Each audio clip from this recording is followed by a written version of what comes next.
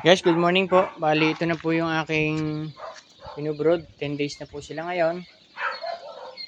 Buksan natin dito. Nilagyan ko nga pala po ng itong lambat sa ibabaw kasi naglilipada na.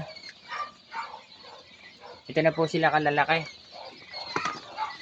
Pagka umaga, tinatanggalan ko na po sila ng ilaw. Ganyan kalalaki na po. Ang ganda na.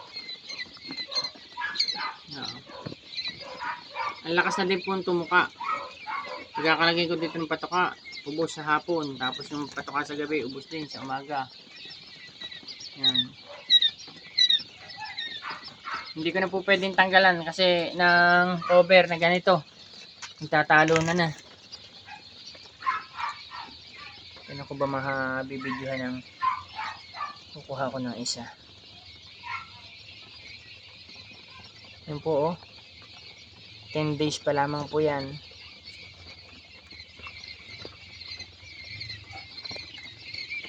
Yan. So bali nung ako po ay nagbigay day 2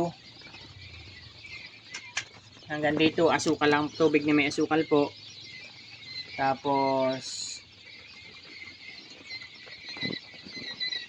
pinamahinga ko muna ng isang araw, 4 to 10 days. Nagbigay ako, bali 1 linggo ng Betracin Gold.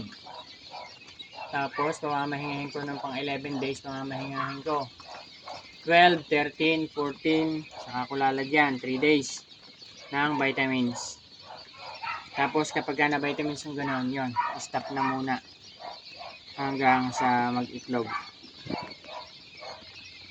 So bali ngayon po ay day 10. Ang naging mortality po niya ay 11. At yung pong mortality na yon ay noon lang po nagka-mortality hanggang day 2. Day 3 wala na po naging mortality. So bali nga pala naging mortality nito ay lamang yung maliliit at mahihina nung dumating at hindi na po nadagdagan. Ay, ang gaganda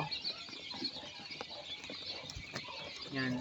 Bali nga pala, napalitan ko na po ng na-late na po na pagpapalit ng bumbilya. Ang naipalit ko po dito ay 40 watts. Ngayon lamang kung day 10 ko napalitan. Dahil kita ko kalat-kalat na sila. Sobrang sobrang hapo na. Lalaki na agad. Lundagan ng lundagan. Tingnan po ang lundagan Hindi na pwedeng hindi tatakpan.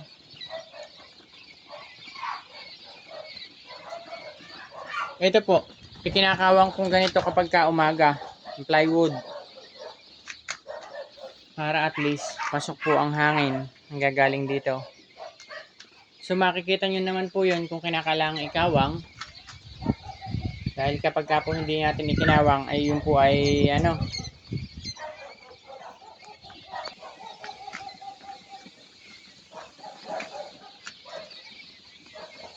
So, kapag po nga pala kita natin pinapawis, kapag pinapawis na, ibig sabihin, yan ay